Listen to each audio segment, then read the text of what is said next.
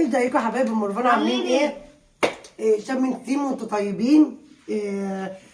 اهم حاجه ما تنسوش تعملوا لايك واشتراك في القناه عشان القناه تكبر بيكم يا جماعه. كل بالبلدي مع مرفان، كل جديد في جديد مع مرفان.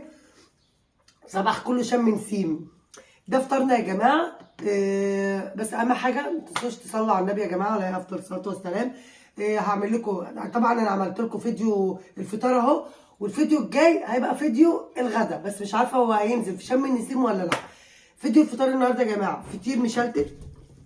طبعا مش الفطيره دي لوحدها، ده احنا جايبين ما شاء الله يعني ماشي، وبيت مسلوق. ابو محمد ده هو بيقشر هربطتين، هو ده حل الراجل اللي ما بيدخل المطبخ. وجبنه وبيض لان رفان ما بتاكلش المسلوق، وخيار بقى وطماطم وترشيات بقى وعسل اسود بقى، حاجه كده. ايه يا رفان؟ فاخر ايه؟ من الاخر. ده فطارنا يا جماعه. طبعا الناس كلها بره في الشوارع بتشم النسيم، واحنا جوه في البيت بنشمه في البيت على الطبليه. انا من النوع اللي انا ما بحبش الزحمه، انا وعيالي. مني ابني كمان مسافر الكليه النهارده، فقررنا ان احنا نقضي هو اول سنه نقضي شم نسيم في البيت. ف ده فطارنا العادي بتاع فطار اول يوم شم النسيم. وطبعا ايه، هفاجئكم مفاجأة في الجون يا جماعة. في الغدا ابو محمد مروق علينا يا جماعة، والصارف مكلف بصراحة. الصراحة احنا جايبين الحاجات دي بقالنا اسبوع. ليه؟ لان طبعا الفسخانية موت موت. في ناس كانت ناوية تجيب امبارح ما جابتش بسبب اللي الجو زحمة يا جماعة. الناس ما بتاكلش فسيخ ورنجة الا في شم النسيم. الشعب المصري ده طيب جدا، بيصطاد اي مناسبة ويفرح فيها. ربنا يفرح الناس جميعا.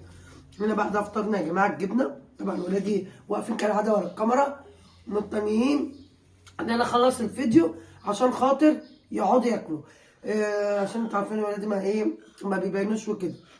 لا وايه، المدرسين مش رحمين. رفان هتاكل وهتنزل الدرس، وبعد كده نيجي نحضر الغدا. والفيديو بتاع الغدا هنعمله في يوم تاني، بس هو هيبقى بتاع شم النسيم برضه. الفطير جامد جدا، جايبينه من حاجزينه، جايبينه من بالليل يا جماعه. طب انت يا مرفان ليه ما بتعمليش انت الفطير؟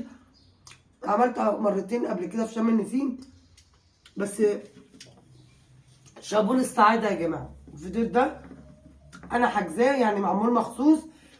الصراحه اسعارهم جامده جدا، صراحه جامده جدا والله. تحيا السعاده. يعني ايه ما بيحبوش يعني ياكلوا المواطن. لا والله الفطيره دي يا جماعه عامله 60 جنيه ومليانه سمنه. يعني بصوا ما جابتش سمنتها والله. وشفت تخينه ازاي، حاجه كده. وشفت قلبها عامل ازاي، حاجه كده فاخر من الاخر. يلا بقى، انا قلت لكم فطار النهارده. ما انا اللي قايمه بقى مش عارفه تحضر ايه مع الفطير. في الفطار اهو بيض اومليت وبيض مسلوق وجبنه تلاجه، لان ولادي ما لهمش في القريش، وخيار وطماطم وعسل. هتاكلي ايه يعني يا ست البيت؟